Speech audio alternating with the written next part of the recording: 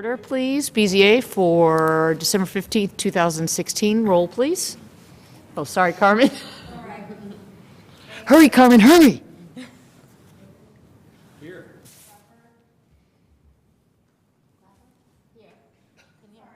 Willa, am I not talking louder? Here. Southern? Here. Throckmorton? Here. We have minutes to approve for November 17th, 2016. I move approval. Any additions, corrections, comments? All in favor, please say aye. Aye. Minutes are approved. Reports, resolutions, and communications, please. Nothing from staff, just thank you for your year of service to the BZA, and I hope you have some happy holidays. We appreciate it, and thank you for letting us serve out our sentences. First case is UVV 34-16, Tuck and Roll Properties. Staff report, please. Good evening. Okay. This property is located on the west side of downtown on West 2nd Street, just west of the hospital. Can you hear me okay? Mm-hmm. Okay. The property is located at 907 West 2nd Street, and the lot is roughly .49 acres and is zoned medical MD. The GPP designation for the property is public, semi-public, institutional. The site is currently developed with a two-story building that has about roughly 5,320 square feet. There are two parking areas on the property, one directly accessing each floor. The surrounding uses include a church and church-owned property to the east and south, single-family residential to the north and west, and multifamily residential to the south.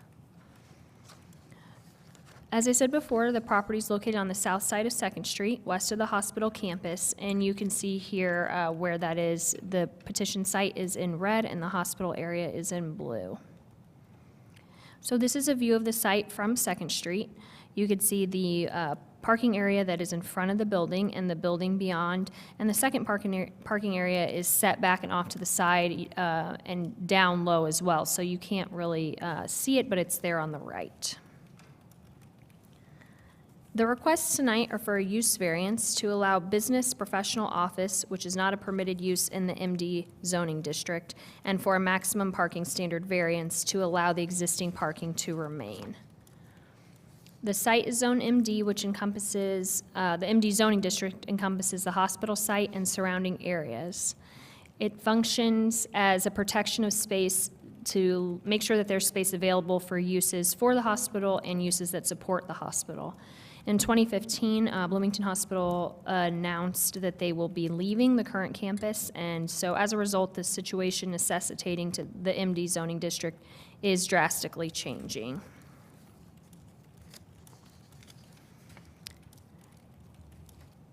So this, again, is the zoning area. While business professional office is not permitted in the MD zone, which is all of the gray that you can see here, and again, the red is the petition site and the blue is the hospital campus, many of the medical uses that are permitted function in much the same way as a business professional office use does, including the other use in this building, which is permitted because of it's a medical association. The growth policies plan designation is public, semi-public, institutional, again, as a result of the hospital location and the assumption that that would remain the same. The MD district intents also revolve around the need for hospital and medical land use. Both the growth policies plan and MD zoning did not anticipate the relocation of the hospital. MD is the only non-residential zoning district in the UDO that does not allow business professional office use, and any future comprehensive rezoning of this area will very likely include that as a permitted use. While we are currently working on the GPP, timeline obviously for comprehensive rezoning is not set, is not known at this time. So here is the BZA guidance that is in the UDO, once again focused on making sure that it's possible for the hospital to expand if necessary. The Plan Commission heard this petition at its December 5th hearing and voted to forward to you with a positive recommendation of the use variance 8-0. The second variance that that you'd need to discuss were the use variance to be approved is a development standards variance from the parking maximum standard. So based on the proposed use of business professional office and the existing office use on the property and the square footage of the building, 17 parking spaces are allowed for this site under the current code. 24 parking spaces exist. The way that the code is written, if the property is over impervious surface coverage maximums and over parking maximums, then parking spaces need to be removed until either the impervious surface coverage is met or the parking is met. So in this case, for this property, 7 spaces would need to be removed, and likely these 7 here in between the building and the road would make the most sense to meet the code requirements. The petitioner supplied a letter indicating that the existing use needs to maintain 7 spaces for that use, and that there are 9 full-time employees in the proposed use. The proposed use is for a temporary placement agency, temporary employment placement, and as a result, that use regularly holds job fairs and things of that nature where there are multiple people there at one time. And so that is the nature of their request of being able to leave. The parking is to be able to, that they actually need it to be able to function at the site. So staff recommends approval of the use variance and the development standards variance with the following conditions. Approval of the parking variance is for the existing 24 parking spaces only, and that approval of the parking variance is for this particular type of office use. Future change in use or different office tenant may be required to bring the site into compliance. And I can answer any questions. Thank you. Petitioner's representative.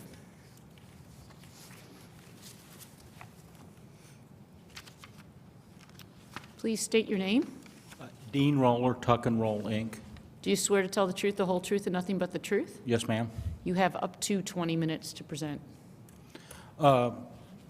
We were attracted to this building because the use as a medical office kind of mirrored what we need a building for.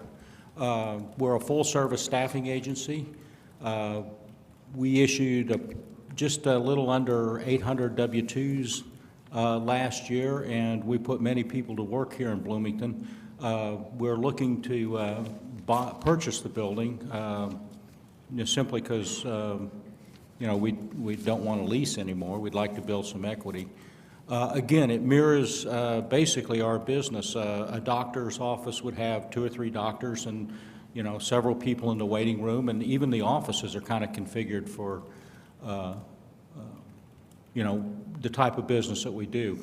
There is no on-street parking, so the parking lot would serve. We would have the whole need of the parking lot to serve our existing employees and the people who come for interviews, pick up job placement sheets, again, job fairs, and just a variety of things. Basically, it's the building really meets our needs with that parking, and we'd like your favorable on our use variance request with the parking. Thank you. And okay, if I can answer any questions. Thank you. Questions for staff and or petitioner by the board? Jeff? No. Is there any nearby parking other than, I understand there's no off-street, but is there anything nearby within 2 or 3 blocks for parking? Because it looks like there's a parking lot right next to it on the lower right. There's a church next to it, yes.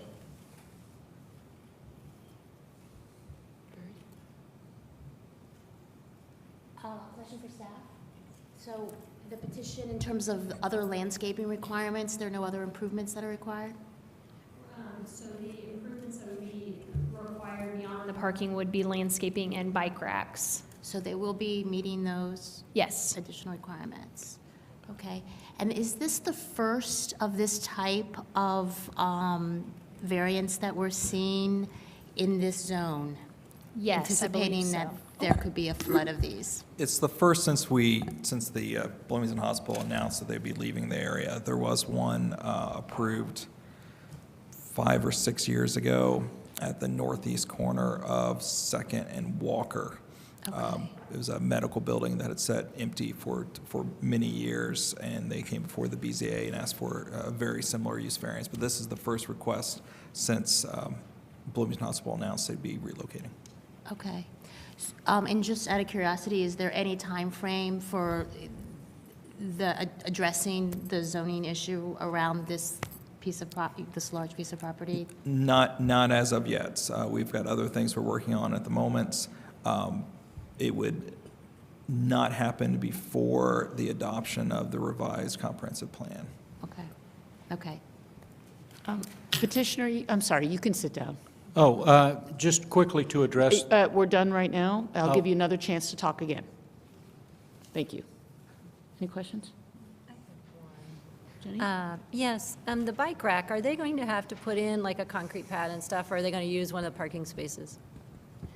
The code would allow either. I think that they would, my guess is, and they can probably address this, is that they would put in a concrete pad so that they won't lose a parking space. Well, that might be one of the ways we can bring them into a compliance a little bit if, if they're not adding to the impermeable surface by adding a concrete pad and they already have too much parking, sacrificing one parking space would bring them a little bit closer to compliance. Right, that's a good point, sorry. If they did do a concrete pad, they would have to take out impermeable surface that's existing. So yes, they would likely not want to do that, and so just use some existing flat surfaced area. Okay, thank you. I just want to be clear, the request for variance of the parking spaces is directly related to the zoning of MD, or is that overall code? It's directly related to the uses, the business professional use, and the and the square footage of the building. So the parking standard of 17, you get to that standard by, there's a table in the ordinance that is designated parking totals based on use. So it would be business professional office in any zone. So this would apply, this request for variance could come from any other business like this throughout the entire city? Yes. Okay. Any other questions? All right. Is there anyone in the public that would like to comment? Please step up to the podium.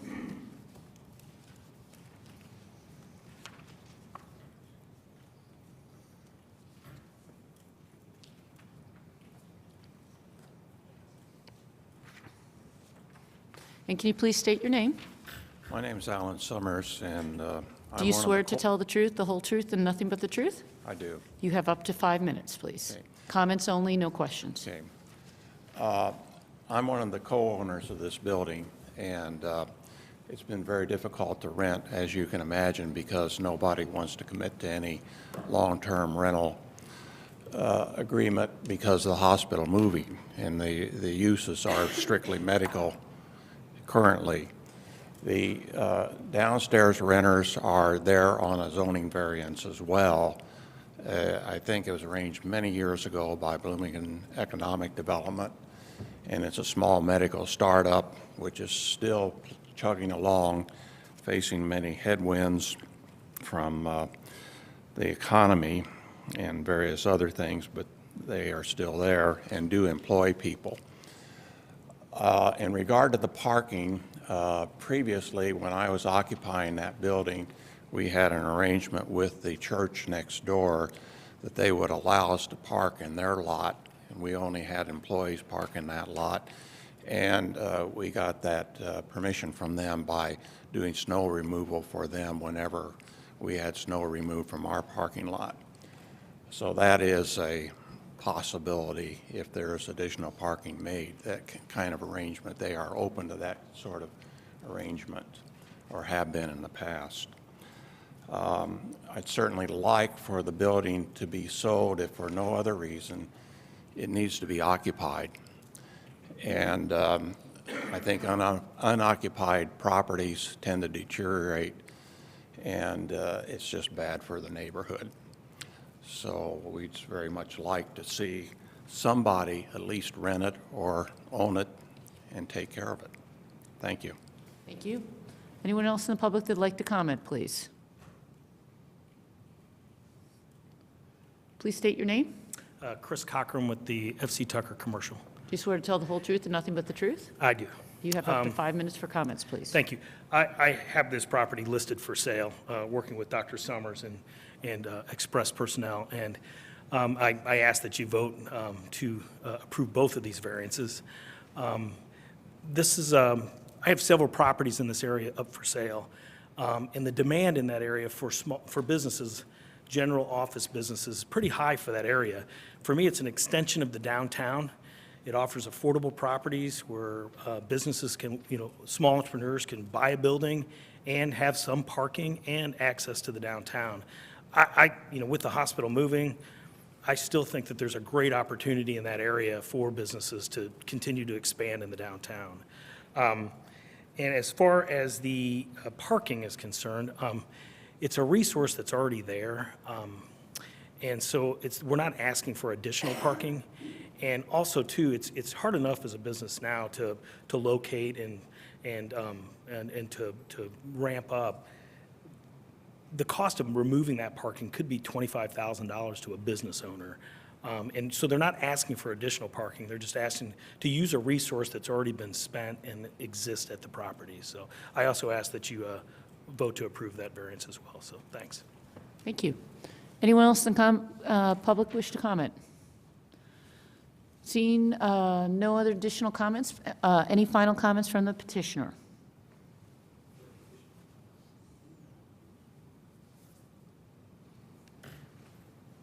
Only wanted to address the landscaping. I have been in communication with Nature's Way and had their sales or their consultant go by and look at it. She did tell me there are several plants there that the city kind of frowns on, and so we've already started to talk about replacing those. And I would also mention that the parking lot, I believe, was recently sealed and restriped because it looks a lot newer than in the photographs. Thank you very much. Thank you. Back to the board for action. I move approval of UVV-34-16 with the findings as stated and with the two conditions of approval. Okay. Any other comments? Carmen? Yes? No. Yes. Yes. Yes. Motion passes. Petition is granted. Thank you.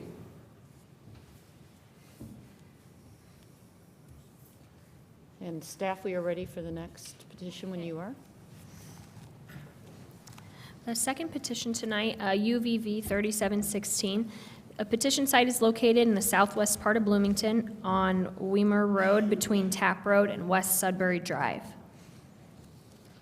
The site is located at 1901 South Weimer Road. It is 0.184 acres on a 22.5 acre parcel, and it is zoned RS. The GPP designation is urban residential, and the current use of the site is one single-family home and agricultural, and the surrounding uses of the site are also single-family and agricultural. The request before you tonight is twofold. The petitioner is requesting a use variance to allow the use communication facility in the RS zoning district. If the use variance is approved, the petitioner is required to install sidewalk along the lot frontage on Weimer Road. The petitioner is requesting a development standards variance from that standard. So before we get into the petition, I just want to make some brief comments. Council heard last night some code amendments for communication facilities. So in case anyone has heard about that, just to clarify what that was, in January, state legislation went into effect that changed the way local municipalities could regulate cell towers and their location. So we did some code amendments to the UDO based on those regulations. And last night, An amendment to that amendment went through the council to reinsert some of the development standards that were in our UDO pre-January. So those would be related to things like height, setback, landscaping, lighting. Those are all things that we had removed, but now feel comfortable putting back in. So those went back in. This particular site was designed to meet those standards, even though it was not a requirement at the time of filing. The only standard that it doesn't meet, but could, is the landscaping wasn't part of the original petition that they submitted. So I just want to clear that up in case anybody had any questions. The communication facility would be, as I said before, 0.184 acres of a leased area, which would contain a 194-foot monopole cell tower with a 5-foot lightning rod, so a total of 199 feet tall, and of ground equipment in the lease area as well. Access would be derived from an existing driveway on the parcel to the south, and reconstruction of a bridge over Clear Creek on the property would be planned with this development as well. So this is an image from the roadway facing east, and so in the distance is roughly the location of where the cell tower would be located, and you can see there are existing electric poles on the property as well. So this next picture, this is the location of, the rough location of the cell tower, and again, you can see this kind of clearing on the road that you were looking through to get to that view. So the chosen location has trees to the south and east to provide some visual buffering, and it's approximately 250 feet from the nearest neighboring property to the southeast. A use variance is required because communication facility is not permitted in the RS zoning district. The use is permitted or conditional in 8 zoning districts in the UDO, and the GPP gives no location recommendations for cell towers or similar facilities, as they weren't quite as ubiquitous as they are now. In the GPP discussion of urban residential, which this area falls in, full accessibility to all modern urban services is prescribed, but again, cellular service was just not as widespread, so is not particularly mentioned. And the RS district intent and BZA guidance for both mostly focused on development of single-family residential neighborhoods. Based on the GPP, the Plan Commission made a positive recommendation for the use variance at their December 5th hearing, 8-0. This map, as you can see here, the red in the center, that is the petition location in the RS zone. Both areas that are blue are areas where a cell tower would be permitted in the UDO, either by institutional zoning or in a PUD. Though finding compatible zoning is not obviously the only issue for cellular placement, and I'll talk about that more in a bit. If the use variance is approved, sidewalk installation is required along the roadway. This would be roughly 611 feet of sidewalk, and there are no immediate adjacent sidewalks. So the blue is the sidewalk location, and red is where the cell tower would be. This is the properties in red there on the south, so I'm going to kind of flip it on its side so we can see it a little better. The property there is red on the left, and then the nearest sidewalk to the north is over 950 feet away, 2 properties in between, and you can see also Clear Creek there. Again, here the site in red, and the parcel to the south, which contains Clear Creek as well, sometimes 15 feet from the edge of the roadway, and a sidewalk connection on that parcel would likely be difficult.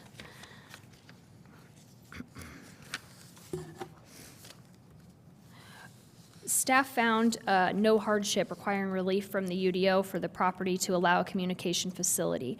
But we do want to acknowledge that siting cell towers is a very difficult process. Not only does location satisfying coverage and capacity needs not only do they have to find locations that satisfy both coverage and capacity needs for the carriers, they also obviously have to have willing property owners and match zoning, and those things don't always collide very easily. And so in this case, staff recommends denial of the use variance and sidewalk waiver variance based on the findings of fact in the report. So I can answer any questions. Thank you. Petitioner's representative?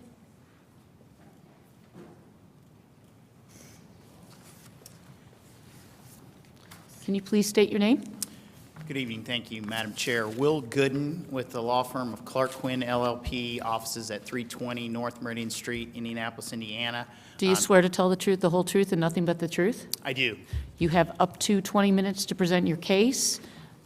If you don't use the full 20, you can respond later in the meeting. Thank you, Madam Chair and members of the board. Also with me tonight is my colleague Elizabeth Williams, who has handed you a packet of materials pertaining to the petition. As always, Jackie did a fantastic job of an overview. So I'll try not to rehash things that you've already heard. But what I would like to do is just go through the packet that I've given you to give you sort of an overview, and then touch on, after that, a couple of specifics with respect to the proposed findings of fact that we have filed and with the issue of the requested variances. So as Jackie indicated, we are requesting the variance of use for the installation of the wireless communication facility, the cell tower, and corresponding equipment, and the variance of development standards to be relieved of the requirement to install the sidewalk at this particular location. In the packet that you've been given, at the first tab, there is a description of the statement of intent and the need here for the tower. As Jackie indicated, this would be a tower that is 195 feet in height with a 4-foot lightning rod for a total of 199 feet. A monopole design rather than a lattice work or supported with guy wires or anything of that nature. And this is a application in the leased area that will be approximately 470 feet from the right-of-way of Weimer Road to the west. And as Jackie said, in excess of 200 feet to the closest property line to the southeast. One of the things that is important to remember in these situations, all wireless communications facilities are governed and restricted by both the Federal Communications Commission regulations and also the FAA, the Federal Aviation Administration. It is not required at under 200 feet to be lighted. But this was a situation where we have obtained from the FAA a determination that this does not, regardless of the lighting requirement or no lighting requirement, present a hazard to any aviation activities. So the tower is not only constructed to the standards of the FCC, but it is also operated under the regulation of and consistent with the regulations of the FCC. Something that we'll just touch on briefly in a bit. At the second tab, there's some photos to give you on an aerial, imposed on the aerial. The red star indicating the location. The tree line that Jackie described to the wooded area to the east and to the south. Most of you are familiar with the area. Obviously, this is in a bit of a valley as well. So the tower is buffered visually by the trees to the east and to the south, but also because of the terrain is buffered in a sense in its height from a visual impact from the road and from the neighboring communities. Also at that tab, you have a description of, a depiction of the lease area on the next page back, which you can see the access is coming off of Weimer Road as it bends slightly to the west, and there's an existing gravel drive that will tie into the it was all actually an existing gravel drive that will then make a right turn where there will be a new bridge over Clear Creek and terminate then up at the leased area, which is an 80-foot by 100-foot area. So you can see that the parcel, the location on the parcel at issue is to the southeast portion of that, just north of the parcel to the south, which is also owned by the same property owners. So for purposes of ownership, this is single ownership of the two separate properties. In the next photo, in the next page, you've got a aerial photo with a little bit tighter depiction of the access road that will be a gravel access road, a pervious material leading to the leased area where the tower will be located, and you can see a little bit better how the wooded areas impact. The third tab has a tight view of the leased area, which is indicated here where the square is, obviously. You'll see that at the top of the drawing, there is a depiction of the concrete pad and the radio equipment canopy. So Verizon Wireless will be the first user of this tower. Their equipment will be located, their equipment canopy will be located here. You can see three other rectangles that are dashed lines that say future. Those are the areas that are reserved for three additional co-locators that would be able to use the tower. And so that space is reserved. The perimeter of the leased area is depicted with a fence. I'll show you, talk a little bit more about that in just a moment. As you flip to the next page, there is an elevation showing the tower and the fence around the leased area. At the top, the monopole design is indicated here, the smooth, seamless monopole design, as I said, rather than the lattice work. At the top of the tower indicated here are the 4 antenna locations. The top one in the darker black color is the Verizon Wireless antenna location, which is necessary to be mounted at 190 feet. I'll talk about the reason for the location of not only the tower, but the height of the center line in just a moment. But then the other antenna are located below that. The future antenna array locations are located below that on the tower. The fence indicated here at the bottom would be a slat wood fence, so it would not be a chain link situation or an open situation, but would be enclosed and accessed only by personnel who would be performing maintenance or testing equipment. In that same tab, we have some street views for you. Jackie had a couple of those photos as well. The top one in color is looking south on Weimer Road at the southwest corner of the parcel on which the tower would be located. Below that is looking back east toward the location of the tower along the power line traverse there. The fourth tab is a letter from the Verizon Wireless radio frequency engineer. And the RF engineer, as we call them with Verizon, they are the ones that are charged with, based upon feedback, customer feedback typically and chiefly, are charged with locating, determining where new tower, new antenna need to be located to obtain sufficient service for customers, for the community, and for the use. So in this letter at tab number 4, the radio frequency engineer talks about the reasons for this. And so there are towers in the area, there are existing locations, and we'll see that in just a moment, where Verizon is located on other nearby towers or relatively nearby towers, but that these locations have become overloaded. So there are two things that we typically talk about. We have cellular service, phone calls, my phone operates fine, or it doesn't operate fine, or the service is good, or it's not good.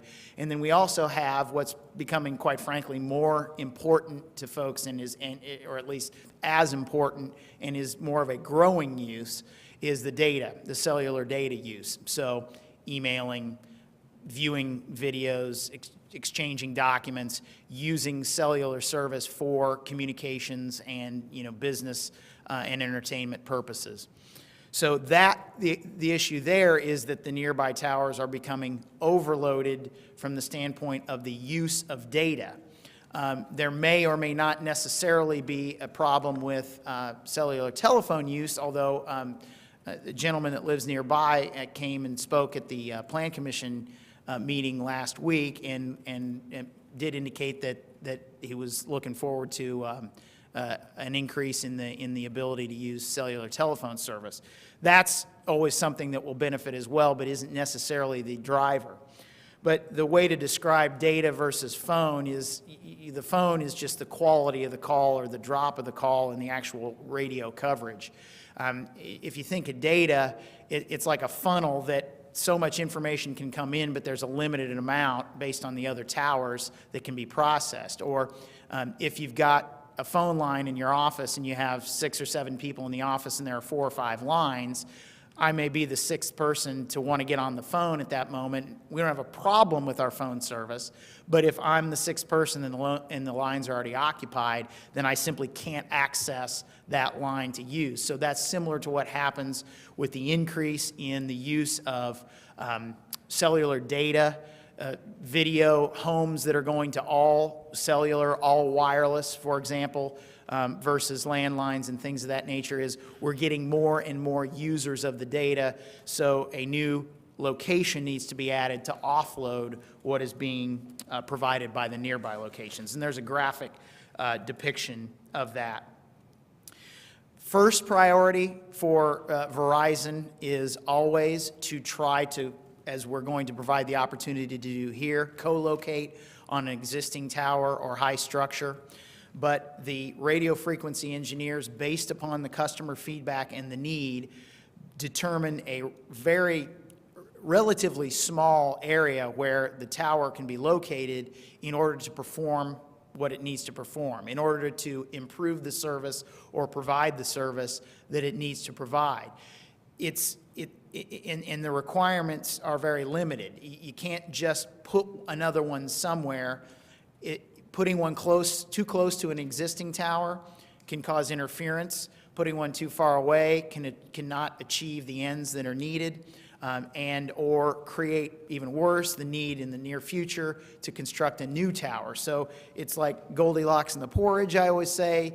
Not too hot, not too cold. You've got to get it just right. And there is a very small, finite area that can be located in.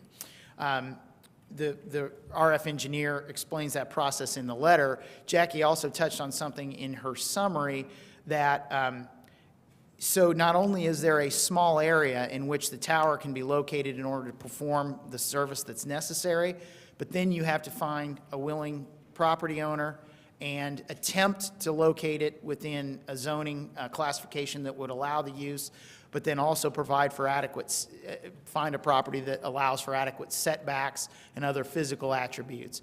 So by the time you meet all these qualifications, you find yourself in a situation where you're needing to locate the tower in a pretty finite space. And so if you look then at tab 5, there's an explanation again from Mr. Stacy, the RF engineer, but this is a graphic depiction of what I'm explaining. And so the next page contains a map with some colors on it. In the center, there is a purple circle with a purple circle with black outline. That is the location of the proposed tower. If you look around, there are other white circles. The ones that are outlined in black are sites that are occupied currently by Verizon facilities, by Verizon antenna. And so this first map is the proposed site. It says Tap Road. That's just the way that it's been referred to through the Verizon process, but here off Weimer, obviously. That is the tower showing it graphically depicted before it goes online. If you switch to the next page, this is a depiction of the tower as after it would go online. So what you have are the color arrays depict the offloading of the towers that are currently in use. And so you're taking an overloaded capacity, a portion of this capacity from each of those towers, bringing it onto the new tower, continuing the seamless development of the wireless communication infrastructure. Another example I use in these types of proceedings is if you were, in the old days, so to speak, if you were building a new housing development in an area that had been previously undeveloped, you would need to carry, the utility lines, the telephone wires, the electrical wires, the gas lines or whatnot out to that new area. Well, with development and the use of radio frequency technology and wireless data, the development occurs and the towers, the power poles, if you will, the telephone lines, if you will, are placed in an area that isn't necessarily linear, but it's the next logical step in order to create, allow for the need and the use of the services. At the last tab, we have to show you just a little illustration of the sidewalk location. The red square in the aerial photo is the approximate location of the tower area, the leased area. Over to the left of the photo, there's a bracket that shows the location of the sidewalk, and then that's also imposed on the survey type drawing to the right. The next set of photos are street views, and these are along Weimer Road. If you look at the top, the view looking to the south is located, the camera, if you will, is located approximately in front of the only residence that is located on this property.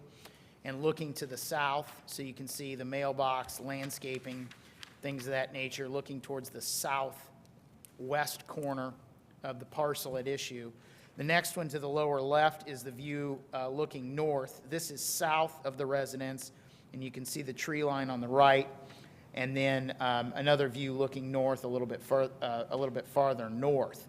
One thing that isn't terribly evident in these photos that I did want to point out, on that east side of Weimer Road, there is a pretty significant change in elevation almost immediately, a drop off, and most of you are probably familiar with it, but it bears mention because in just viewing this particular area with the residents that's there and the landscaping and the tree line and the trajectory or the trajectory of the drop-off to the east, the installation of a sidewalk along that parcel would be a pretty intrusive action at this point on a property where you don't have development. You've got a single residence and you have a cell tower that is going to be accessed from the south that will not be accessed over the property that the sidewalk would be required on, as in the blue oval here, and that is not going to generate any additional traffic, either pedestrian or motor vehicle, other than the occasional stop by the maintenance personnel at the leased area to perform routine maintenance or test the generator or anything of that nature. So just simply from looking at the property in of itself, I think it's fair to say that installing a sidewalk that kind of at this point doesn't service any need that's created additional by the installation of the tower would be pretty intrusive and costly for what is being added to the use here, which is very little. Sir, you have 2 minutes. And so looking at the specifics on the use variance and the development variance, we feel like that percentage of use from the standpoint of the installation of the sidewalk You've got about 1% of the entire parcel being used being occupied by the leased area. You've got no additional traffic. You've got no additional residential. You've got no additional pedestrian traffic.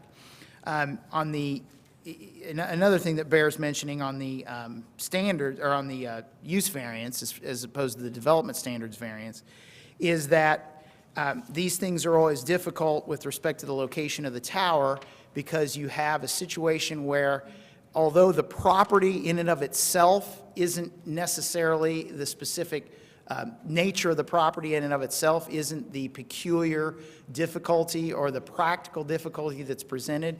It's the fact that in these situations, you have, as I described, based on the need, you've got a very specific location where the wireless, where the tower can go. And it happens to be on this property in this classification.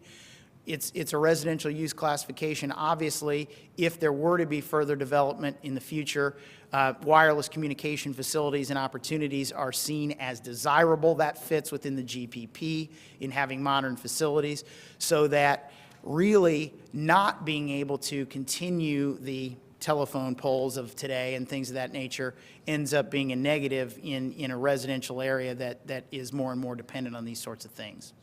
So obviously with that, I would yield the floor and be happy to answer any questions when they're appropriate. Thank you. Jim, how much time does the petitioner have left? He used exactly 20 minutes. Thank you. Okay. Questions for staff and our petitioner by the board? Yes, I'm confused, and I hope you can explain this to me. Staff's finding seems to favor the variance to put this in the location, and seems to say that the sidewalk shouldn't be required. But the recommendation is the staff recommends denial of use variance and sidewalk variance request. So between those two, I'm conflicted as to what's really happening. Okay, so I'll address them separately. So the use variance requires that, so there are 5 findings, and the use variance requires that they meet all 5 findings. Okay. So though we felt they met some of the findings, for example, the need for the variance arises from some condition peculiar to the property involved, we just couldn't, we didn't find a fact that met that standard. So it's kind of, it's all or nothing with the findings because they're and clauses. So that's similar for the development standards variance as well for the sidewalk. That also has 5 findings that we have to look at. 3 of the findings we thought that they met, and 2 we just thought that they didn't. We did not identify peculiar conditions of the property that made it practically difficult to put a sidewalk there, and we also did not find that the topography of the lot made it impossible. We did write that one, I think, saying, I mean, the connection, the future connection would be very difficult, but it says, you know, is the topography bad on this property, you know, and adjacent properties? And we did not find that the topography on this lot would preclude the sidewalk. So because they're and clauses, they have to meet all 5, we recommended denial for both. I see. If we deny this tonight, what redress, what can they do next time a facility like this is needed? Just depends on the location, whether it meets the criteria. So that's what we're up against tonight, is it has to meet all the criteria. Next time, it has to meet all the criteria. And to me, it seems like it might be difficult to meet all the criteria. You know, every property is a little bit different. I tell you, the other option would be to choose a zoning district where the tower is either permitted or conditionally permitted. So those are the 2 options. Find a property where you can meet the criteria, or find a property that has appropriate zoning. Okay. Next question is, if we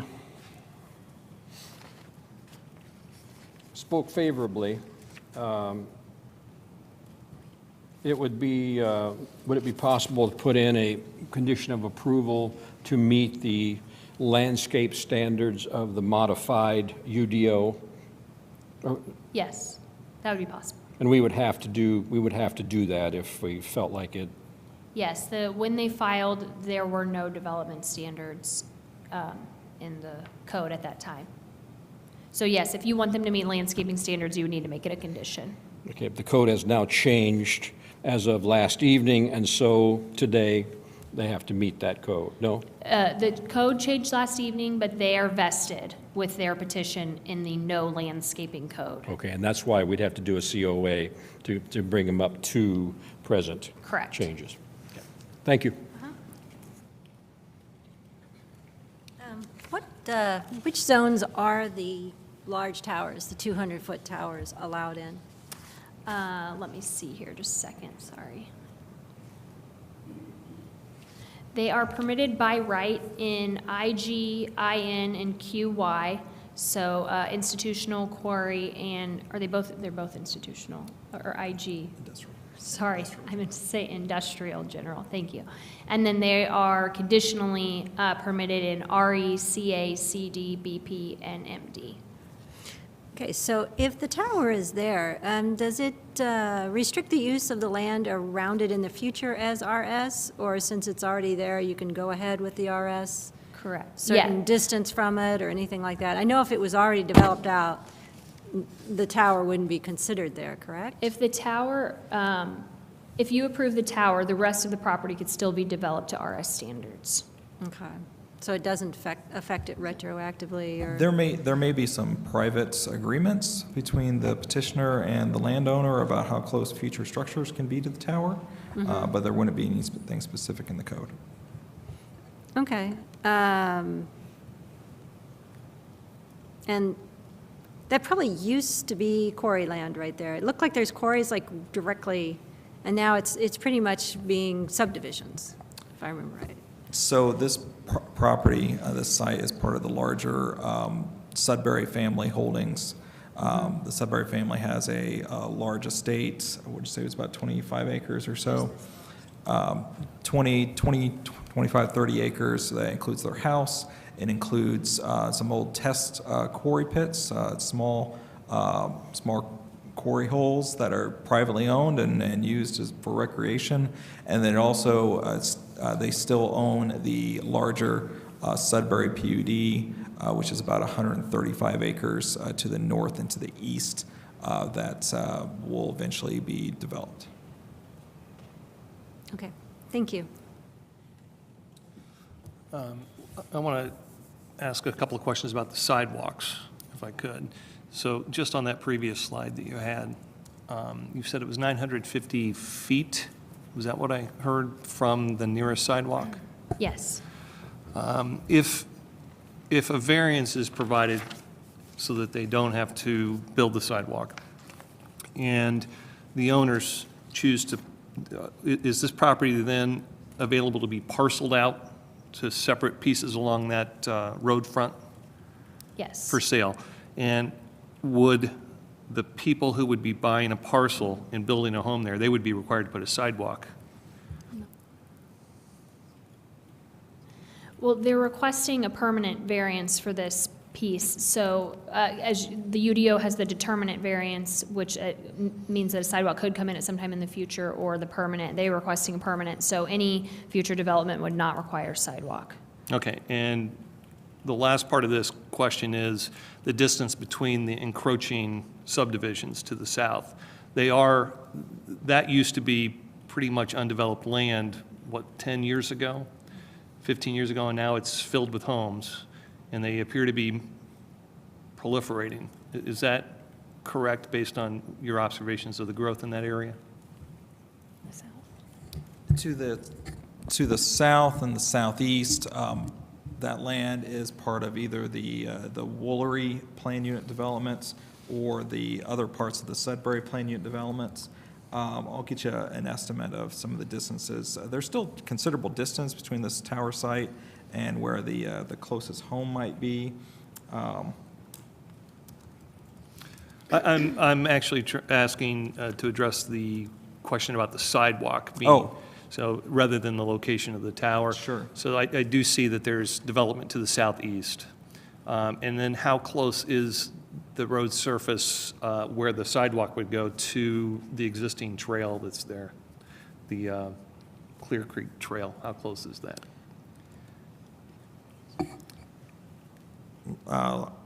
So the Clear Creek Trail basically ends at the intersection of Tapp and Weimer.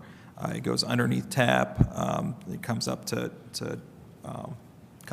rounds about to the top of the bridge. The distance I'm estimating here, I'd say it's probably about maybe about 2,000 feet. Okay. Maybe a All little, right, thank you. about a third of a mile, maybe. Yeah, thank you. I'm going to tag on a question for staff to what Joe just asked. Weimer actually links 3 major recreational areas for us: Twin Lakes, Wapahani, the trail, and then the new development planned at Woolery may also become kind of a hub. Is there any plans, have you heard anything from Parks and Rec in terms of any plans to do anything formal with Weimer in linking those areas? The plans keep going back and forth. Okay. The initial plan was that the trail system would extend from the existing dead end of the Clear Creek Trail. It would go up the east side of the creek and then connect to a trail system that would run northeast through the Sudbury PUD. A few years back, the Parks Department started looking at ideas of, well, maybe we can move that trail to the west side of the creek and run along the current alignment of Weimer Road. And that was back when we were thinking that the city might actually rebuild Weimer Road about a quarter mile to the west. Those plans fell through. That's not currently in the city's plans to do that. So it's unclear about exactly how that might happen. There is still a desire to have some pedestrian facilities, major pedestrian facilities on Weimer. We're not sure which side of the road it would be on. It would probably be a side path, is what we're thinking at the moment. Just to the west of Weimer, to the northwest of Tapp and Weimer, is the large undeveloped Public Investment Corp property, which provides for a long, unconstrained section of streets where a side path could be built. So my guess is anything that gets built, any large facility, will be on the west side of Weimer, but I can't guarantee that. Okay, thank you. Barry? So this is this type of sidewalk variance is an indeterminate sidewalk Barry, can you variance. pull the mic up? Oh, I'm sorry. An indeterminate sidewalk variance means that at this time, they don't have to build it, or they don't ever have to build it? Correct. Ever. Ever? Correct. Okay. Just to clarify that. There is not another kind of, there is another kind, isn't there? There is another kind, but that's not what's being requested tonight. That's not what's being requested, okay. But the other kind would allow them not to build it now, but that they might be called upon to build it at some time in the future. Correct. That's the other kind that we're not voting on. Okay. So wanted to ask a question about a follow-up question on the sidewalk location. It said would potentially be within 15 feet in some areas of Clear Creek. Does that not, is that the riparian buffer issue doesn't come into play? Yeah, so anything that gets built there is going to be difficult. That creek runs very near the edge of the streets. There's very little distance between Weimer Road and the creek itself. You're correct, the riparian buffer standards, in most cases, it's 75 feet off of the edge of the creek bank. In that first 25 feet, no disturbance whatsoever. In the second 50 feet, trail systems could be built, but that first 25, we call it the stream side zone, nothing can happen except crossings, cross the creek. Here, it's a little bit different, it's a little odd because of the fact that the street, in some cases, is less than 25 feet away from the creek, and there is some sections of floodplain in the area. That would certainly something that would need to be taken into consideration as we're planning out the pedestrian system in the area. So to actually build the sidewalk would require some special approval because it's within the riparian buffer or oversight?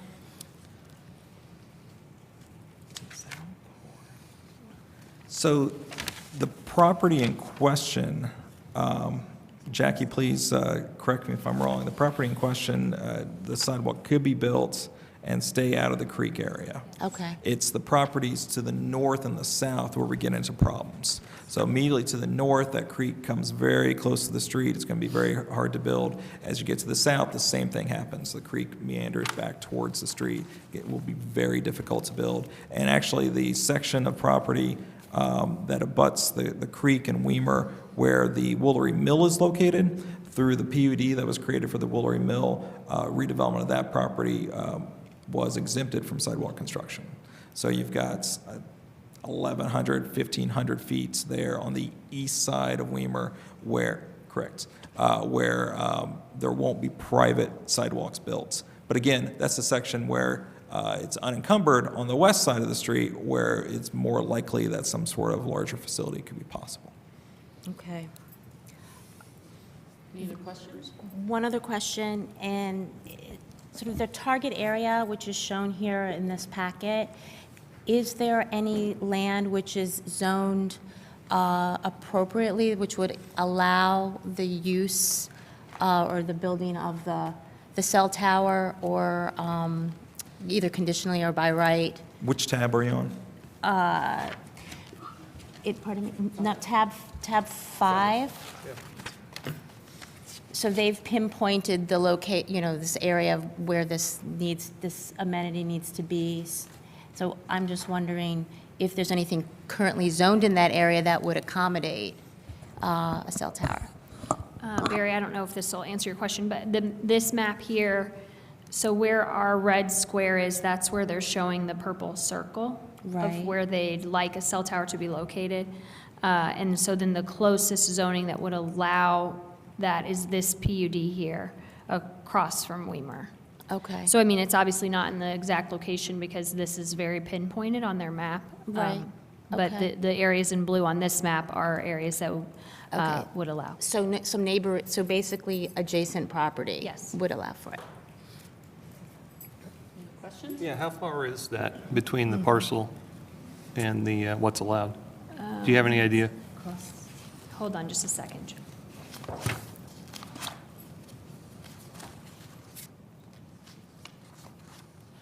I mean, oh, well, they're actually, I mean, they're immediately adjacent. Let So me it's show fairly, you. it's fairly close. Yes. Okay. Yeah, Questions? probably not even because that's. Jack?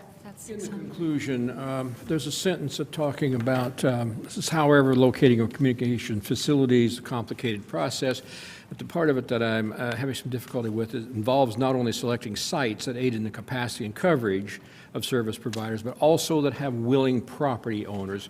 What are you getting at there with that statement, the willing property owners? Well, that we can identify places, well, first of all, when the GPP was written, cell service just wasn't what it is today. So there's almost nothing in there, as that we talked about at Plan Commission. It's just very broad. And so then when the subsequent UDO was written based on the GPP, we identified locations for cell towers for the way that cell tower technology is understood at that time, 10 years ago or however long.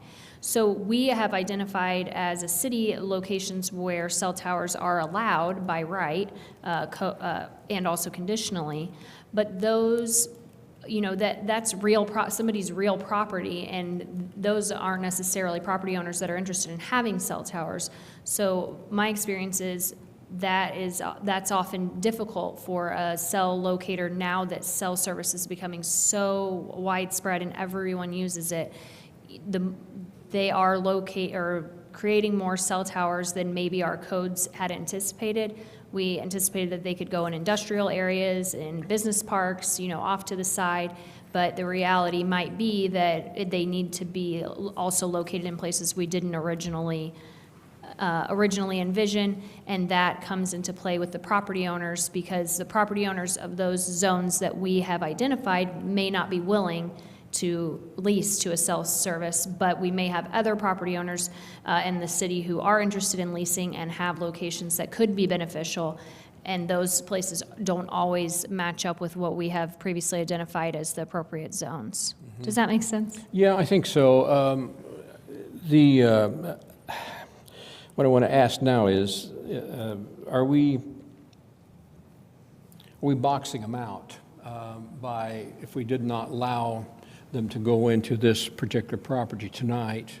I understand there's good reason by the findings, but how likely is it to find another location where this would be acceptable? Are we going to have to rewrite our UDO to accommodate? Without speaking to that property owner to the southwest, it's hard to say. So if that property owner to the southwest, if they have no interest at all in leasing or selling land to, you have something? I'm sorry, but this is not your time. And you've used your time up.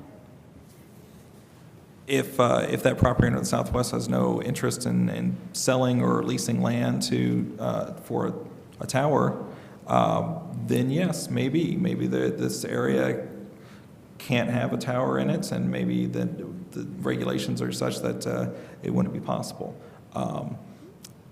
Jackie's report, our report, gives a negative recommendation because we could not find a peculiar condition. If you were to so choose, if you believe that those things that we're talking about tonight create those peculiar conditions, those practical difficulties, we'd certainly be able to help you with that. Yeah, thank you. I had one last one, and it piqued my interest. Do we ever give permanent variances when a land hasn't been developed yet for no sidewalk at all? That seems very strange to me, that we would give a permanent variance like that. I mean, it's meant to be residential single family. There's room, I don't know how much room there is for parcels there, but would you say 80 homes at least? It seems very strange that we would just waive it permanently. Yeah, I do think that is uncommon, and I think that also tonight, that if you were to approve the use variance and then need to address the sidewalk variance, that you could condition it that it would be determinate. Yeah. Or that upon further development, that it would need to be installed, and that it's only for this particular use that it is being. That part doesn't really bother me for the tower, but I think once there's Right. residences and there are parks and stuff, that I think you places could where people are definitely going to want to condition go. it to that effect, yeah. And even if they don't put the sidewalk right there, it removes a bargaining chip from the city if you guys want to shift a trail farther into the property and, wander off the road a little bit. I hate to get rid of that. I'd call it a bargaining chip if they don't want to develop, or it's inappropriate. So you say if we decide to approve it, what we would do is make a conditional that they change that from a permanent to an indeterminate? Is that, I'm not sure exactly. I think you could just make it conditional upon this use, that you're only issuing this variance for this use. Like with the last variance, you only approved the parking variance for that particular use, and that if other uses go onto the property, issue would need to be revisited. Does that sound, yeah. Or could we ask the petitioners if they would be amenable to a determinate sidewalk variance, and we could actually change that requirement? Is it possible to do that? I think it's possible. The legal notices that went out to neighbors and that was legal for the project just mentioned it was a sidewalk variance. There's different findings. We would need to come up with some findings for the determinant, and we could work on that now if that's the direction the board wants to go. If there's no other questions, I'd like to go to public comment, please. Okay. Is there anyone in the public that would like to comment? Okay. Seeing none, there's no time for the petitioner to have any final comments, so it's back to the board.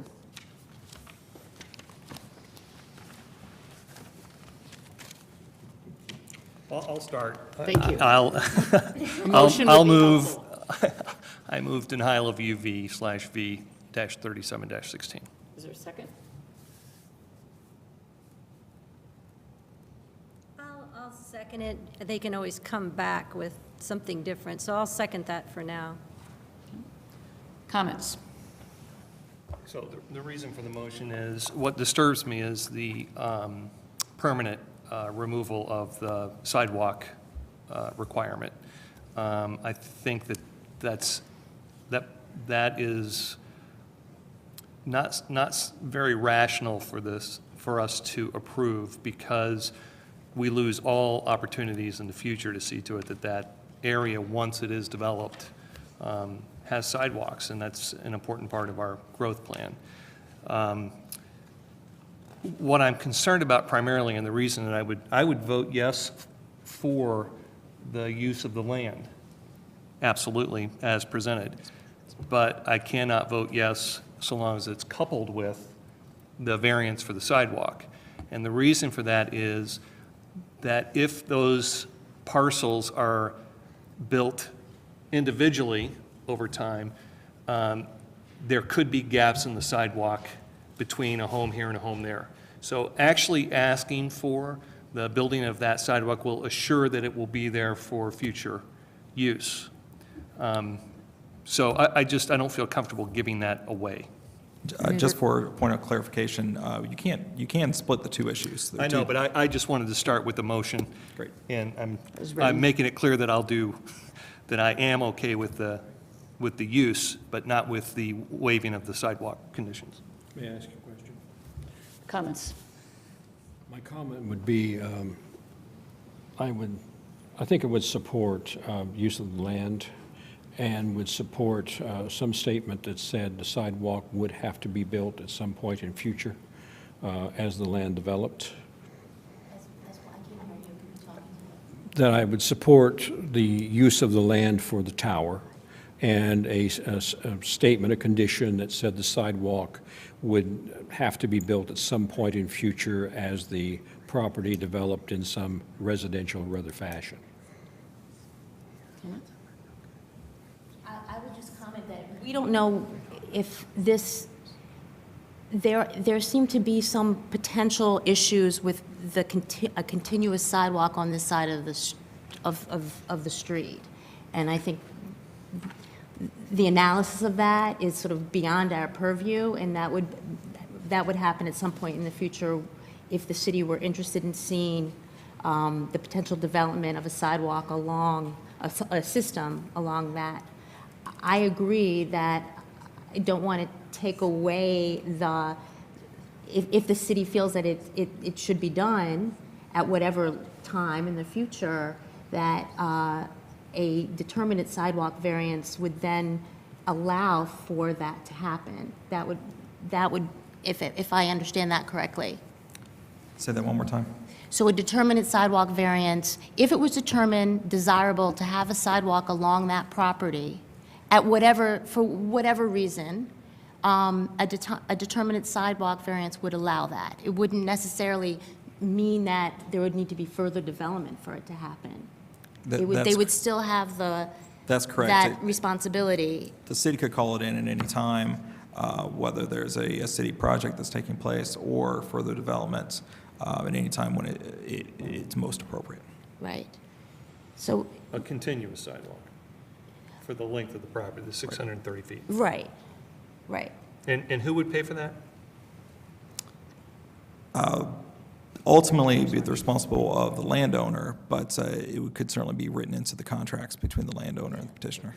Embedded in their contractual agreement, that if ever came forward, they'd have to. Okay, any other comments? I think what we're getting at is, or are we getting at, it's going to be a question as well, I'm afraid.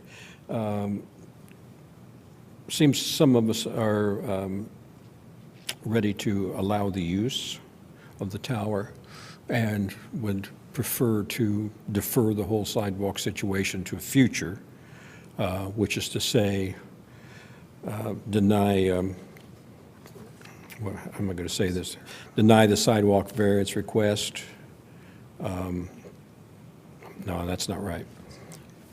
To eliminate the sidewalk from the conversation at this point, I think is what I'm hearing. We vote on them separately. We vote on them separately, so we would have to approve the conditional use variance with, we'd have to come up with alternative findings for, I think, 3 and 4. If we approve the use variance, Correct. right? So Criteria we have to 3 come and up with 4. alternative findings for 3 and 4, and we can vote on that separately, and then we can Would move it be forward. acceptable to staff if there was a friendly amendment to vote, split the issue? It's okay with me if it's okay with whoever made the initial motion. It's completely fine, yes. You need a friendly amendment. Do I do it? And perhaps we want to work on findings Yeah. prior to the friendly amendment. So there would be, does the staff have any suggested findings? So for the use variance, we believe that you could use for criteria 3 and 4, the petitioners have put together their own findings. They seem to be logical. If you had an opportunity to read those, those could simply be substituted for the staff findings. And we'd recommend just on 3 and 4 that you leave the staff findings in place for 1, 2, and 5. And then in terms of the sidewalk, we'd want a little direction from the board if you wanted to go the route of the permanent sidewalk variance that was, kind of sunsetted, or switch it over to a determinate. If you want to switch it over to a determinate, we can work on writing some findings quickly here for the criteria for the determinate. I think 3, the last paragraph is, I'm not sure if we can use that one. The last sentence in 3, the hardship says there's no location zone to allow the use. That seems a little odd. Doesn't seem right. If you said that there's a zone right across the Yes, street, you're or correct. I think that sentence has to be taken out on 3. Development standards or this one? Yeah, I had that. Right here. The ones where they gave us. Ms. Aquila? Last sentence. Yes, Sue. Sue, Fine. Carmen has pointed out there is currently a motion on the table Yes. to deny. Yes. If you want to address that, I mean, it has to be addressed at some point, but before we dive into something else. So just to be clear, if the denial fails, then we can propose another amendment, correct? Correct. Thank you. Carmen? Fails. Yes, sir. You could withdraw the motion. I would prefer to have a vote, please. We have a motion and a second at this point, so. So a yes is to deny. All right. Baker? No. So I need clarification, I'm sorry. No problem. We've had that mistake before. Right, so if we're voting no. We're basically voting down this. That's right. But we have an opportunity to come forward with another motion. Yes. Okay, so no. I'll also do the double negative no, so. No. No. Okay, so So now the chair would entertain a motion for just the tower alone, use variance. use variance for the tower, unless you want to also, what would staff prefer? I think at this point, we'd prefer 2 different motions. 2 different motions. So let's start with the tower motion first, please. Let me try this. I move that we approve the UV/V 3716 for the use variance for the cellular tower property only. I'll second. With the changes in we have to. So I will need we'll need to clarify the findings, please. So what I heard you say was 1, 2, and 5 are the findings by staff. Finding number 3 is everything but the last sentence the petitioner provided us with. And finding number 4,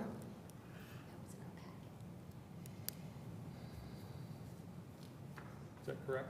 Yes. Instead of repeating that, Oh. may I add that to the motion, please?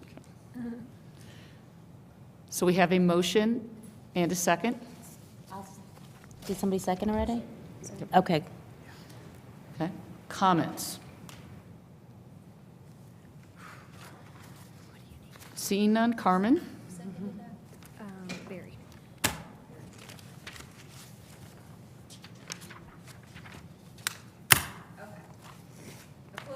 Yes.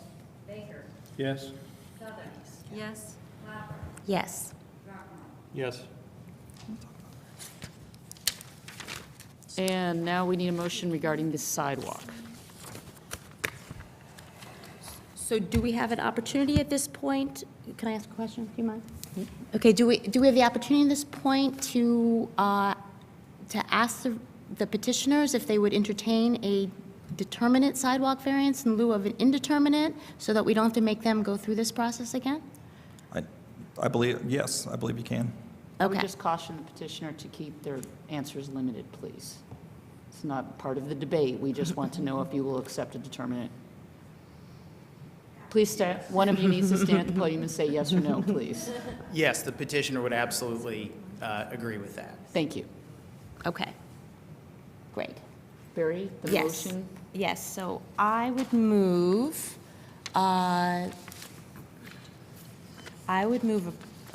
approval of an indeterminate, now do I have to change, I have to change language? Determinate. Terminology is a determinate. Right, for a determinate sidewalk variance for V-37-16 with, and I didn't look at the How would staff suggest the findings? or- findings. Okay, this is what I'll suggest. Thank you. We'll see. Okay, so there are 6 findings. Right. Finding 1 and 2 are the same as the other sidewalk findings that we looked at, and so I think you could just accept the 2 that we have prepared. I'm just going to read them for clarity. Is that okay? Okay.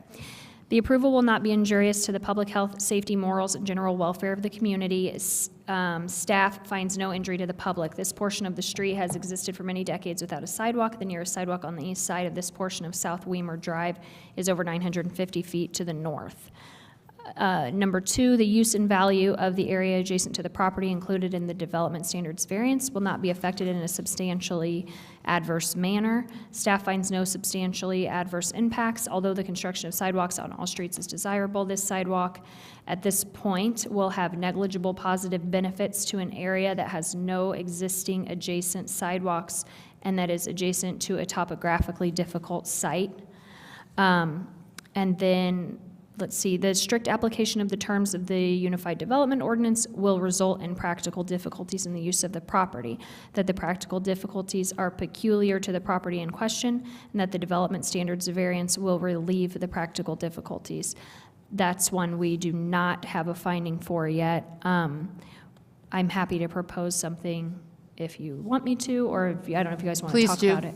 Okay, my proposal would be that practical difficulty is found in the undeveloped nature of the property related to the small footprint of the development site, as well as the relation and proximity to the Clear Creek Trail on the property and on adjacent properties, currently making development of the sidewalk difficult at this time. Number 4, adjacent lot or tracts are at present undeveloped, but it appears that at some future date, these lots or tracts will be developed, increasing the need for sidewalks for protection and convenience of pedestrians. I would propose as a finding of fact that, yes, the property and adjacent properties are currently undeveloped. There is a plan unit development to the north that will likely be developed at some time in the future, but is not currently in a development state. Number 5, the location of the lot or tract is such that the present pedestrian traffic does not warrant the construction of sidewalks, but it appears that in the future pedestrian traffic may increase. And my proposed finding would be that, yes, there is a little pedestrian traffic because of low density in this area currently, but because of multiple plan unit developments along Weimer, that pedestrian traffic will be expected to increase in the future, which would increase the need for sidewalks. And number 6, uniformity of development of the area would best be served by deferring sidewalk construction on the lot or tract until some future date. I would propose that because of ongoing discussions of potential trail connection and a location of Clear Creek in relationship to the edge of pavement of Weimer, that sidewalk development at this time would hinder uniformity of development in the area because it will best be served to develop the sidewalk at a time when the property and adjacent properties are developed. Is that your motion, Barry? And I will need a second, please. Can I make one final comment? Yes, sir. The only thing I would add is I think we'd appreciate a condition of approval requiring a zoning commitment be recorded, letting all future property owners be aware of this determinant variance. Barry, would you like to add that to your motion? Yes, please include the condition of approval for the the determinate sidewalk variance, as So we have a stated. motion I will second. and a second. Comments? I have to ask a question of staff. Didn't think of adding a COA to the first motion about the landscaping requirement and the modified code. Too late to add it? Is there some way that could be? I believe it is too late, but the petitioner very well may be willing to agree to it. We could ask them before we vote on this. That motion has already occurred, so. Okay. I didn't, that's not part of this motion. Okay, so we can. We've got a motion, a second? Any other comments?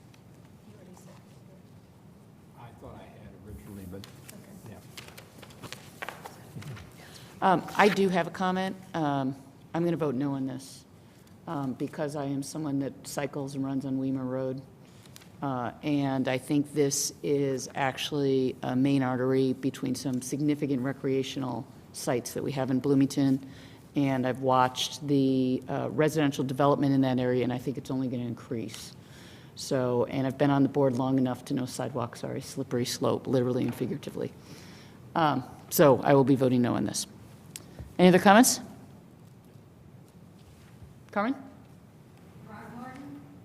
No. Yes? Yes? No. Yes. Motion passes. Staff, nice work digging in the trenches tonight. Thank you. Thank you for your guidance. We are adjourned.